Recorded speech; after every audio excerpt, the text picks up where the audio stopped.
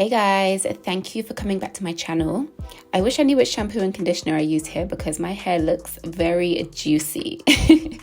Anyway, this is going to be a twist out video. I'm usually a braid out girl, but I want to experiment with twists instead, so let's get into it. To moisturize my hair, I use the Camille Rose Curl of Moisture Milk. With my leave-in conditioners, I always just go in with all my hair rather than putting it into sections. I focus mainly on the ends and then just rake it through as much as possible without worrying too much about every strand getting covered in product. I really love this moisturizer. It's one of my all-time favorites and a product that I make sure I always have on my shelf. Once my hair is moisturized, I then split it off into sections for the twists. To twist up my hair, I use the Almond twisting butter, also by Camille Rose, which is my favorite product for braid outs and twist outs. I use a small amount for each section, rake it through, brush the section, and then go ahead and twist. For these twists, I actually braided the root a few times first and then turned it into a twist. Next time though, I don't think I'm actually going to do this as I feel like it created frizz when I was taking the twist down, but you'll see this properly later on in the video.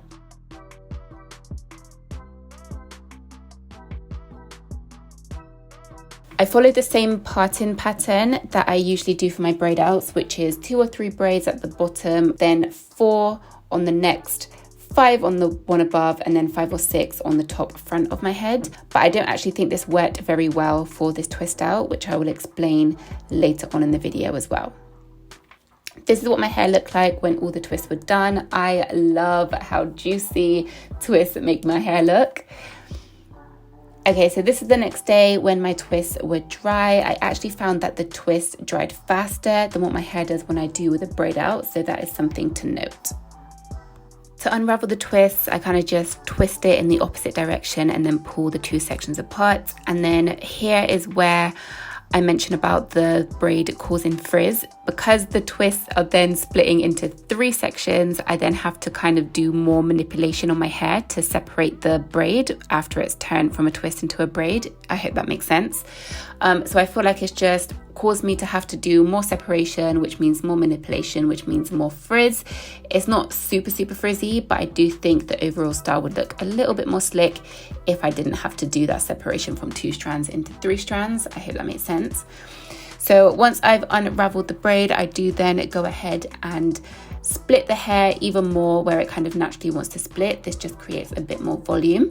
Then I grab a wide tooth comb to get some more volume and to help get rid of the partings because I hate when those show. Here, I mean, the back of my hair does look good, but I don't think it looks as good as what it could do. And this is what I was referring to when I said about the braiding pattern or the partings that I use for when I do a braid out. I think the sections I used here were too big for the twists. So big sections work okay for braid outs, but I don't think they work as well for twist outs. So next time I'm going to be using smaller sections, especially across the back, to help prevent this look on the back. But apart from that, I really love how this twist out looks. I'm definitely going to be doing more.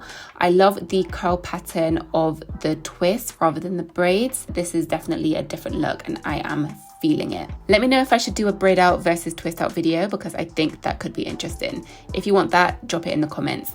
Thanks for watching and I will see you in my next one. Bye.